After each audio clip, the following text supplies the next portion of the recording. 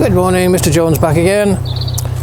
Here I am at my outside workshop, and I am refurbishing walnut engineered wood, which we've been donated. Fantastic. You can see my problem here. This is one piece of walnut. This is another. It comes from the same floor. This was in a conservatory and it has been bleached by the sun. This is pretty much the original colour, but it seems to have got a bit of a dark lacquer on it as well.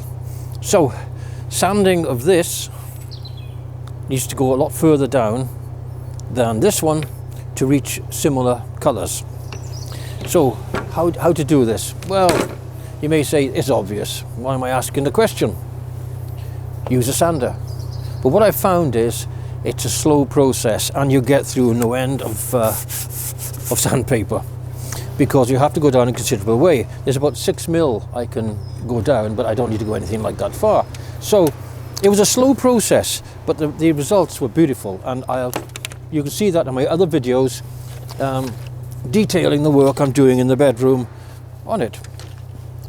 As a trial, I decided to use the Bosch planer.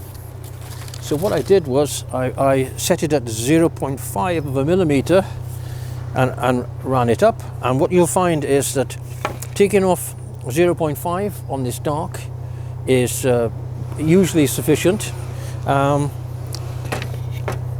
you need to take 1 millimeter off this, or sometimes a little bit more, so that works out nicely.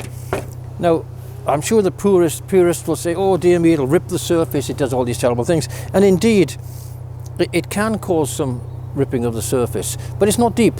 So when I run over it with my belt sander, and even more when I give it a final run over, and I will give it a hand sander as well, I have perfect results. So this method has cut my time down dramatically. And I was thinking it only applies to doing it in boards which are snapped together like these, which you can take out, but of course it doesn't. If you're trying to do this yourself and you don't want to rent a big hand sander, a big push sander, etc., or you don't want to spend a lot of time on your knees with one of these, this will cut the time down dramatically. I'll show you briefly now how it works. Okay, the planer is set at 0.5. Let's see how it goes. I'm careful to make sure that the cutting edge isn't on the wood when I start. I keep it back.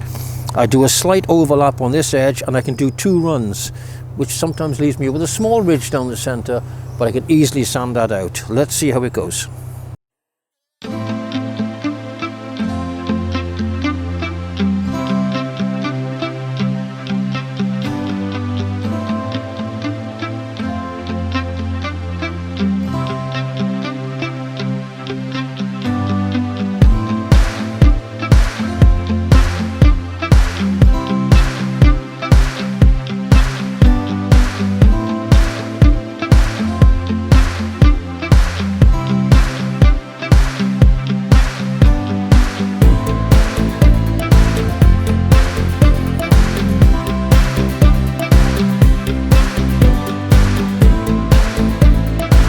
Okay, still needs more work, but I'm just going to put the hand sander on a little bit now, just to show you how it comes up.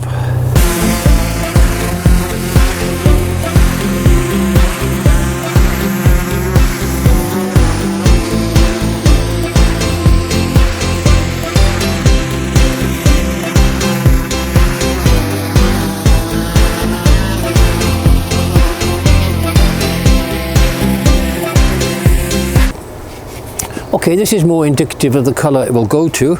I've just washed it down with white spirit, and as you can see, it isn't so different to the original.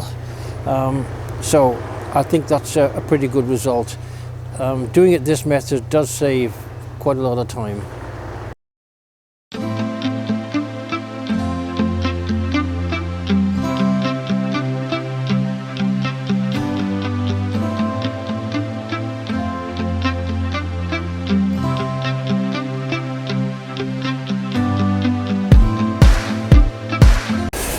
Okay, this is the end result. So this one on my right is the very light board, and you can see the top piece it remained light, but unfortunately that's pretty much naturally how the wood is.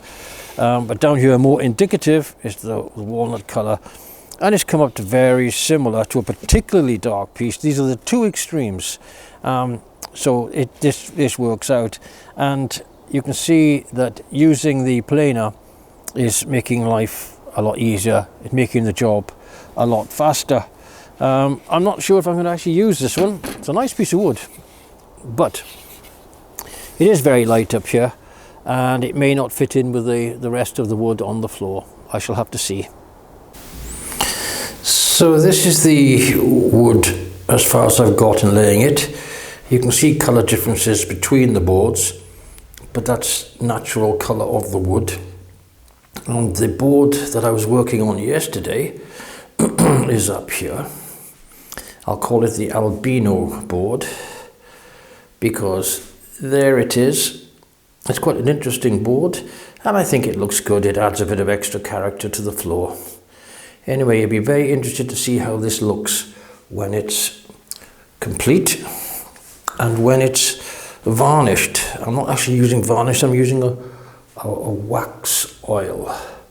But anyway, that gives you a view of how it's working out so far. Not bad for something that's free.